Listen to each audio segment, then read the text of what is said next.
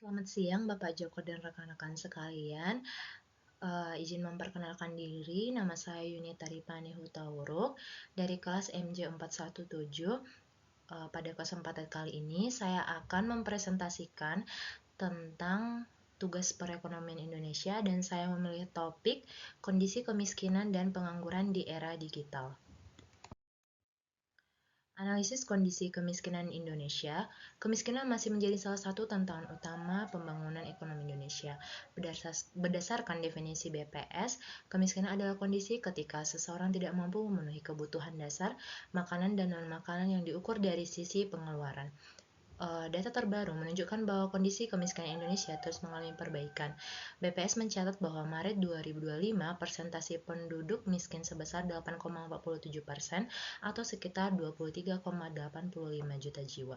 Angka tersebut turun dibandingkan September 2024 ataupun Maret 2024 yang menunjukkan bahwa program pemulihan ekonomi dan perlindungan sosial mulai memberikan hal positif. Penurunan angka kemiskinan ini didukung oleh beberapa faktor, yaitu pertumbuhan ekonomi yang tetap terjaga, meningkatnya aktivitas konsumsi masyarakat, berlanjutnya program bantuan sosial seperti program Kerja Harapan atau PKH, bantuan pangan, dan bantuan pangan non-tunai atau BPNT, dan stabilitas inflasi yang dijaga oleh pemerintah dan Bank Indonesia. Berikut diagram untuk perkembangan kemiskinan Indonesia dari 2024 sampai 2025. Namun demikian, penurunan angka kemiskinan belum berarti seluruh permasalahan telah terselesaikan. Masih terdapat beberapa tantangan besar, yaitu yang pertama adalah kemiskinan struktural. Kemiskinan struktural masih terlihat dari adanya ketimpangan pembangunan antar wilayah. Sebagian besar kegiatan ekonomi masih terkonsentrasi di Pulau Jawa, sedangkan beberapa wilayah di Indonesia Timur masih menghadapi keterbatasan infrastruktur, pendidikan, pelayanan kesehatan, dan akses internet. Kondisi tersebut menyebabkan kesempatan kerja dan produktivitas masyarakat belum merata. Yang kedua, kemiskinan di era digital. Transformasi digital menciptakan peluang ekonomi baru melalui e-commerce, financial technology atau fintech, ekonomi kreatif, dan pekerjaan berbasis teknologi. Akan tetapi, tidak semua masyarakat mampu memanfaatkan peluang tersebut. Masih terdapat masyarakat yang mengalami keterbatasan akses internet, rendahnya literasi digital, keterampilan teknologi yang belum memadai, serta keterbatasan modal usaha. Akibatnya muncul digital divide atau kesenjangan digital, yaitu perbedaan kemampuan masyarakat dalam memanfaatkan teknologi digital sebagai sumber pendapatan. Selanjutnya adalah analisis kondisi pengangguran di era digital. Menurut data BPS menunjukkan bahwa Februari 2026, tingkat pengangguran terbuka atau TPT Indonesia sebesar 4,68% atau sekitar 7,24 juta orang yang belum memperoleh pekerjaan. Angka tersebut mengalami penurunan dibandingkan Februari 2025 sehingga menunjukkan adanya peningkatan penyerapan tenaga kerja. Jumlah penduduk bekerja mencapai 147,67 juta orang, meningkat hampir 1,9 juta orang dibandingkan dari tahun sebelumnya. Penyerapan tenaga kerja tersebut masih berasal dari sektor pertanian, perdagangan, dan industri pengolahan. Ketiga sektor tersebut menyerap lebih dari 60% tenaga kerja nasional. Dan berikut diagram untuk jumlah dan tingkat pengangguran terbuka di Indonesia dari 2021 sampai tahun 2026. Selanjutnya adalah dampak positif era digital. Transformasi digital menciptakan berbagai jenis pekerjaan baru seperti data analyst, software developer, digital marketing, content creator, UI atau UX designer, cyber security, AI engineer, marketplace seller, dan freelancer digital. Perkembangan ekonomi digital juga mendorong pertumbuhan UMKM melalui platform e-commerce, media sosial, dan mampu membuka lapangan kerja baru.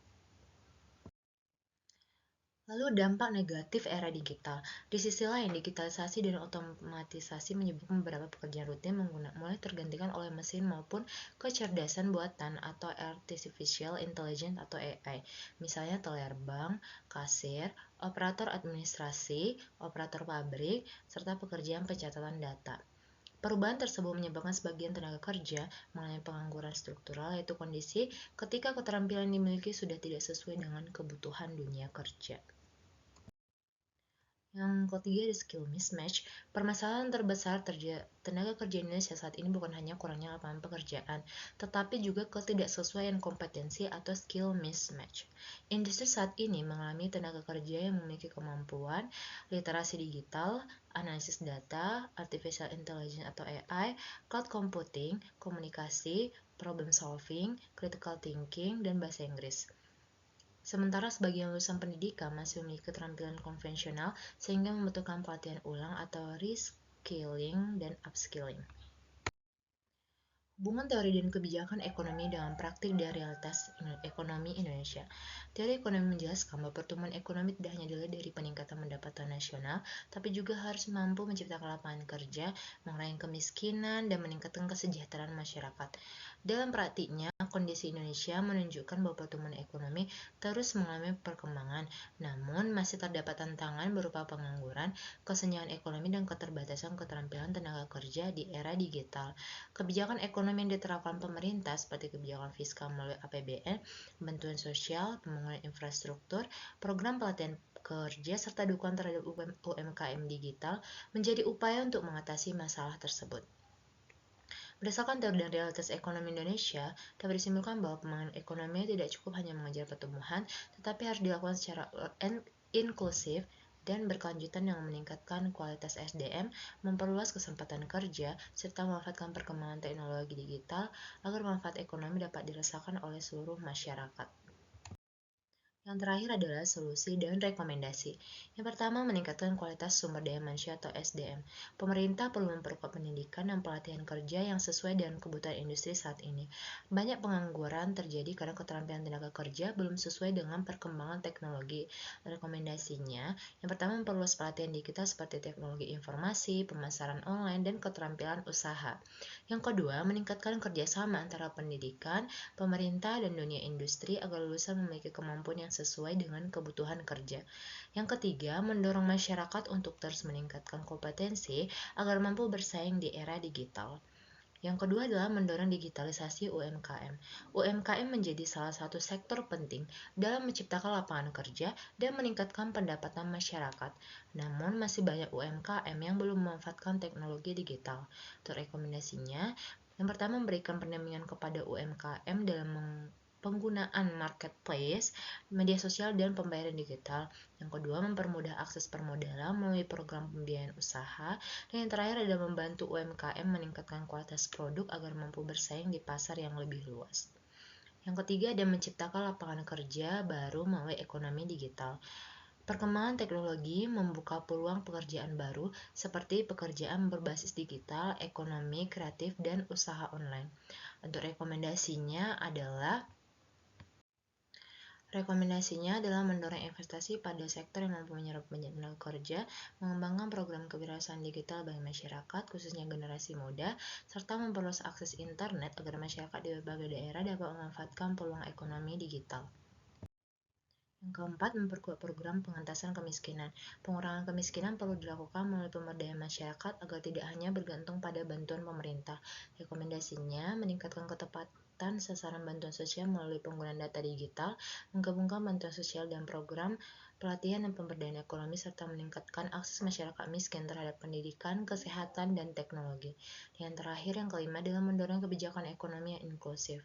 Pertumbuhan ekonomi harus memberikan manfaat bagi seluruh lapisan masyarakat, bukan hanya kelompok tertentu. Untuk rekomendasinya, pemerintah perlu menjaga stabilitas ekonomi melalui kebijakan fiskal dan moneter yang tepat, meningkatkan pembangunan infrastruktur digital terutama di daerah yang masih tertinggal, serta mendorong sektor industri, pertanian modern, dan ekonomi kreatif sebagai sumber lapangan kerja. Sekian untuk presentasi yang bisa saya sampaikan. Atas perhatian Bapak dan teman-teman sekalian, saya mengucapkan terima kasih.